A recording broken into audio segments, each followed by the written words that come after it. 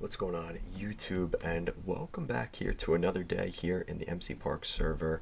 And today we're going to be discussing the history and the origins of Disney's Hollywood Studios. This is a really interesting topic because when we look back at the studios, and you're probably asking yourself if you haven't been around for a while, and you must have been around, a long time ago and missed a lot, but Disney's Hollywood Studios obviously used to be called Disney's MGM Studios.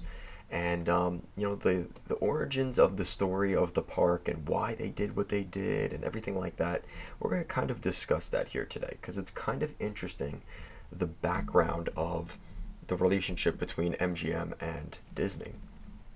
So really it starts from the true beginning, which is when before Michael Eisner was even CEO of Disney. Now you have to remember, during the 80s, there was a lot of questions and rumors about Universal, who had their own studio park in California, potentially moving to the East Coast and potentially being a rival to Disney at in Orlando. And they were giving pitches and things like that. And one of the companies they had been pitching to during this time was Paramount. Now, if you're connecting the dots potentially here, who was the CEO of Paramount and who was potentially seeing these pitches? And that was Michael Eisner. Michael Eisner was the CEO. So now here you go. Now you're starting to see the connection, right? So obviously, Disney World comes in.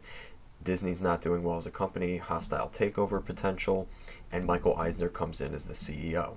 And what's one of the first things he does when he becomes the CEO of Disney? He remembered what potential rival could be coming to Disney and specifically Walt Disney World in Orlando.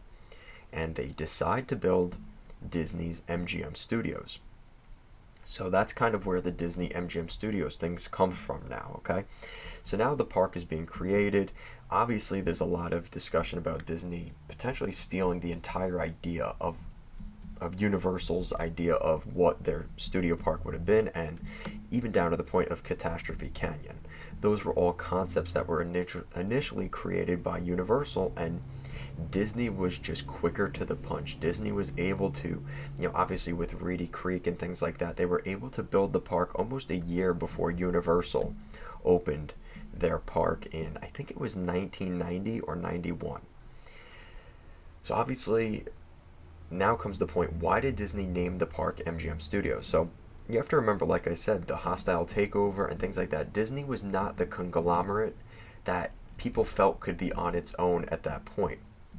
And because the theming of the park was supposed to be classic Hollywood, what better company to use than MGM? And that's what they did. So Disney had initially made a deal with MGM, or Metro Goldwyn Mayer, to use their name for the park, drawing on the company's role in the classic days of Hollywood movies, right? Like the ones we saw in The Great Movie Ride.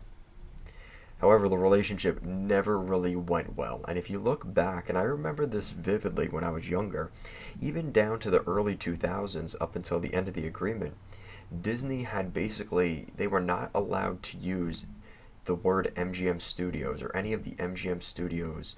The archway and things like that could not be in any of the promotional video. They had to say the Disney Studios. It got to that point. Disney could not even put MGM in their own promotional video.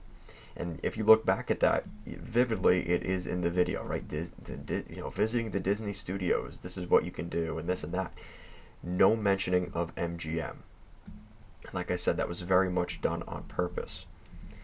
In 2008, though, finally things got to the point where Disney had said, we're done with this. This is not going to work. And I think it was a mutual agreement, right? I don't think one or the other was really hoping to keep the deal. And you have to remember, at that point, Disney had now become the conglomerate we know today.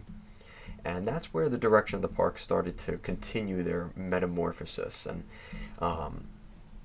like I said, in 2008, MGM and Disney decided to part ways, and that's when the park became Disney's Hollywood Studios, which kind of worked for Disney anyway, because then they kind of used that as an opportunity to also serve as a platform for the larger changes that would eventually be coming to the studios in the future.